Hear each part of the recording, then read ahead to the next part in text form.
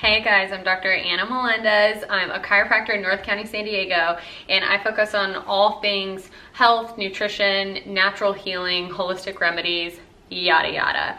My big focus has always been nutrition though. It's like my passion. I love it. I've always loved it, and specifically what's called Prometabolic lifestyle, or some people call it a diet, but essentially it's just eating for your metabolism to support your metabolism. And today we're gonna get into the nitty gritty of like the most simple, basic rules of how to really get started. Because the other day on my Instagram, I posted a video of what I eat in a day, and I had listed my macros for the day and what they added up to, as well as my calories that equated for the day. Now, macronutrients are your carbohydrates, your protein, and your fat, and you need a healthy balance of all three. Now listen, I have never been a fan of counting calories or tracking macros. It has never been on my radar. It has never been something that I promoted or supported. However, I will tell you that when I went from more of a paleo lifestyle where I was chugging green juices and lots of healthy fat, but carbs were kind of not my enemy, but not so much. Heavy workouts, yada yada. My periods were a mess. Like my hormones were all over the place. When I switched over to more of this pro-metabolic lifestyle, one, my period's easiest thing in the world. Like, so easy, no issues. My hormones are finally regulated, and it's like a marathon, not a sprint. Like, it's not you get to the destination and you're like, cool, I'm chilling. Health is a marathon. You just keep taking care of yourself, right? But when I made that switch, one of the biggest things was eat enough. You have to eat to fuel your metabolism. And I was like, oh my gosh, I eat a ton, I love food, like that's not my issue. And then I looked at the macros. Okay, this many carbs, this much protein, this much fat. I was like, yeah, totally, for sure. So I started down that path and I was like, I don't know if I'm doing this right. And so then I took a step back and I actually tracked what I was eating, my calories, my carbs, my protein, and my fat, and I was shocked. What I thought was going to be the stats, I was way off. I was eating over 100 grams more of fat than I thought I was. I wasn't eating nearly as much protein as I should have been, and I wasn't eating even half the amount of carbs my body needed to thrive. That was a huge wake-up call for me, and it showed me crystal clear the guidelines of how I should be eating to actually fuel my metabolism and start healing. So I ended up tracking for 2 weeks, and it really opened my eyes to, okay, this is what my daily diet, snacks, meals should look like, and this is the balance that they should look like. It takes a while, and it's also a little bit different for everyone. So today what we're gonna do is go through the 3 fundamental rules, or like starting points of pro-metabolic. Basically the 3 points of how to get started in this pro-metabolic lifestyle. And then I'm gonna show you guys in real time exactly how I calculated the calories that I needed and how to calculate your own specific macros. Because I got so many questions on that what I eat in a day video of how I calculated all of this for my body. So let's get right into it.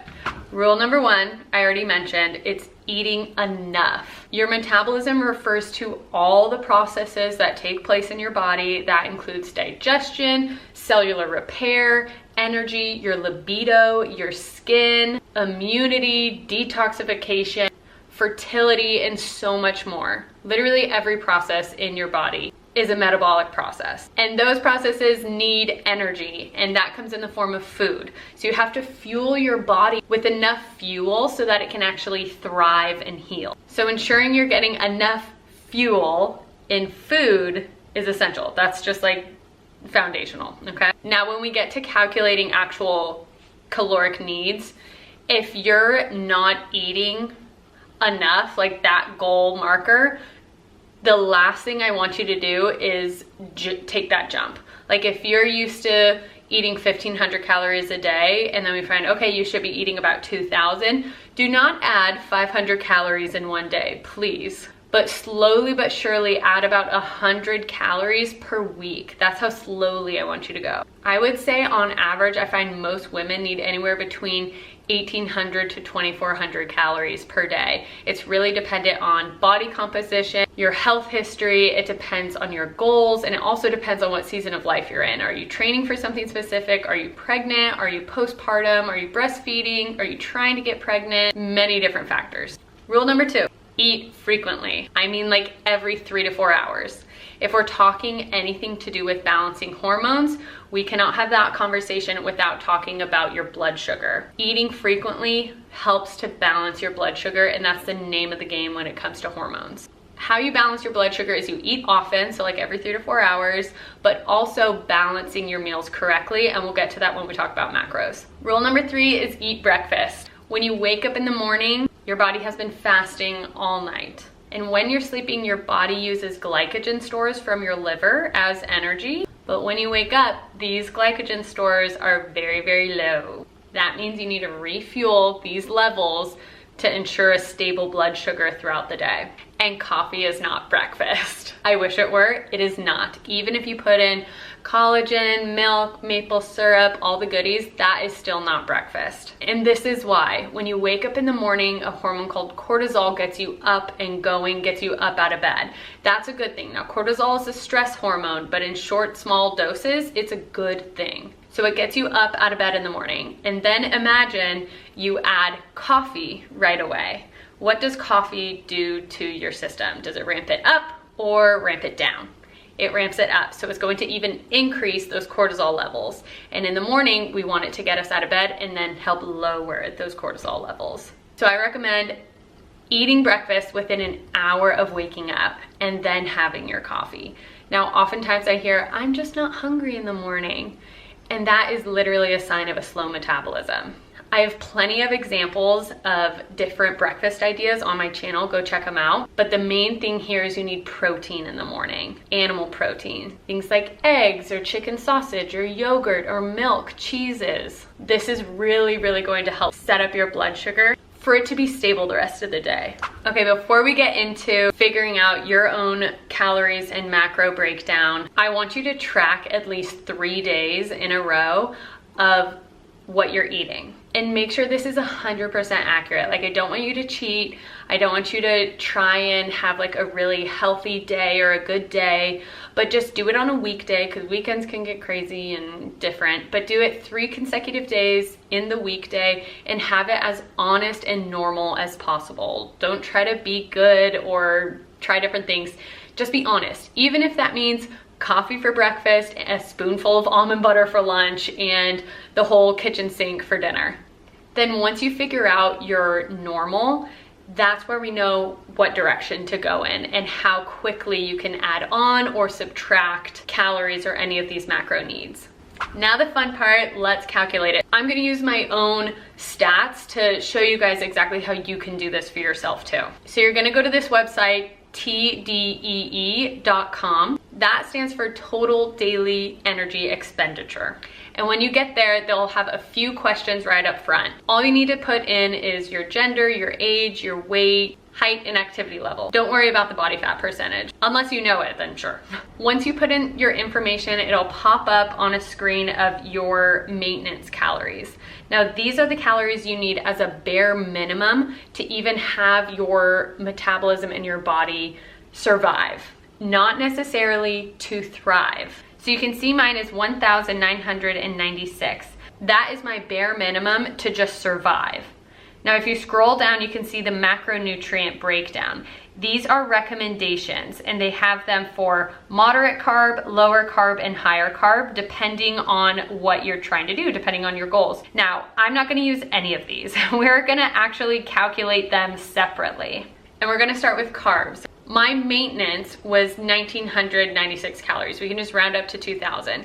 Now, again, that's to survive, but we want to thrive. So I usually add on 100 to 200, even sometimes 300, depending on people's goals, of calories to that maintenance number. So I'm actually going to bump mine to 2,200 is my goal calories. Now, to figure out how many carbs I need a day, I'm going to take that 2,200 and I'm going to multiply it by 0.5. because that means I want 50% of my diet to be carbs, to consist of carbs. And then I divide that number by 4 because there are 4 calories per gram of carbs. And that gives me 275. So that is my goal macro in grams for carbohydrates per day, 275 grams of carbs a day. Yeehaw. So now let's do protein. Again, we start with the goal calories, which is 2,200 for me, and then I times that by 0.25, meaning I want 25% of my diet to consist of protein. And I divide that by 4 because there are 4 calories per gram of protein. And that gives me 137.5, so I'm gonna round up to 140. Now to calculate fat, we start with my goal calories, 2,200, times that by 0.25 because I want it to be 25% of my diet. And then I divide it by 9 because there are 9 calories per gram of fat, and that gives me 61. So again, I'm basing this off of 50% of my diet coming from carbs, 25% coming from protein, and 25% coming from fat, with my goal of 2,200 calories a day. Now, am I gonna start this right away if I'm currently at 1,600 calories? No way. The name of the game is building slowly. So again, if you're starting at 1,600 calories and your goal is 2,000, I want you to slowly add 100 to max 200 calories per week. And then when you calculate your macros, you may need to add or subtract. Usually with fat, you have to subtract how much fat you're eating per day. But add or subtract those macros slowly. And I'm talking like 5 to 10 grams per week. Go slow, just go slow, trust me. I hope that makes sense. If you guys have any questions, please put them in the comments. In my next video, I'm gonna be filming a what I eat in a day with all the macros listed as I go throughout the day. So you'll see exactly how I can get close to and hit these macros and the calories. Don't forget to subscribe and like this video and comment any questions you guys may have and what you wanna see in the future. See you next time.